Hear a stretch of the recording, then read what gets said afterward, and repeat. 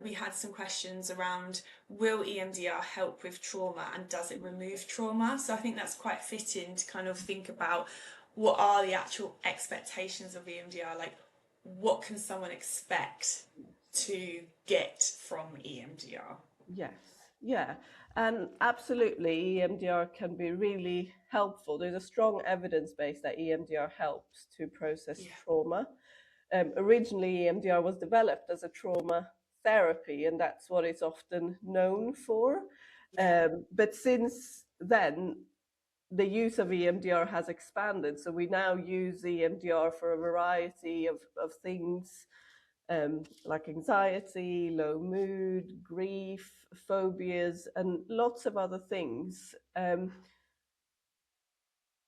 I think that if someone's interested in EMDR, it can be really helpful to have a chat to a therapist or psychologist. A lot of therapists and psychologists offer like an initial consultation Mm-hmm.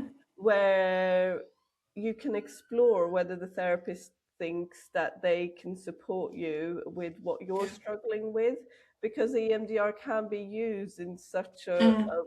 with a variety of difficulties. Yeah. Yeah.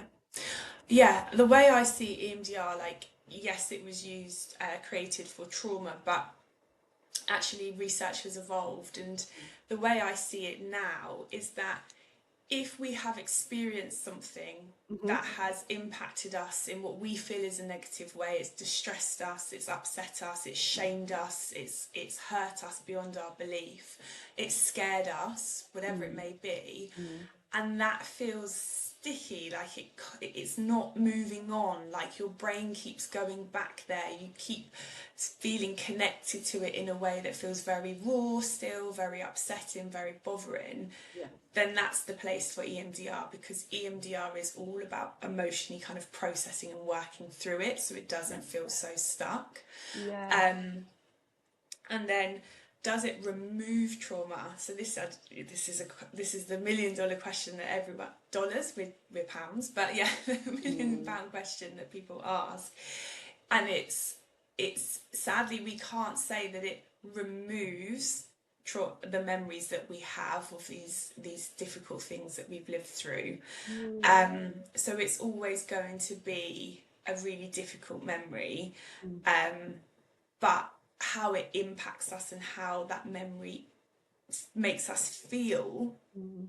in the day to day, in the present moment, is what we can work on, and Yeah. how we look back at that memory. So it's like our relationship with that memory. Yeah. And I always find that the hardest to explain, because it Yeah. almost internally makes me go, oh, this is a really disappointing answer to say we can't remove it. Um, but it is that relationship with that memory, that we can change and feel different about. Yeah. I'll often say that EMDR doesn't make you forget what Mm. your experiences were, but it will change how you hold that memory. Like you said, that Yes. relationship. So we as the emotional intensity or the vividness of those memory Mm. reduces, Yeah. they also sort of lose their grip on us in the Mm-hmm. present. So um, if we found that after that experience we were left feeling anxious or having nightmares or feeling unsafe, those are Mm-hmm. the things that we want to Yeah. see shift in the present. Yeah. Yeah. And it's that fallout, that moment in time, or moments in time, if there's been multiple traumas or incidences, the Mm-hmm. impact and fallout that leaves, we can expect that to dissolve. So like if there's self-esteem's taking a hit, we can expect our esteem to improve. Yeah.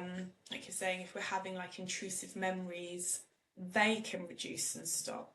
Mm-hmm. um, Lots of people often share this sense of like, at first the memory was here, this instance all consuming, and now it's like here, it's in the back, it's there, but it's part of my memory, but it's not present all of the time. It's Yes. not taking up space all of the time. Yes. Yeah. It's like part of someone's story, maybe, but it doesn't define them. Mm-hmm. In Yeah. or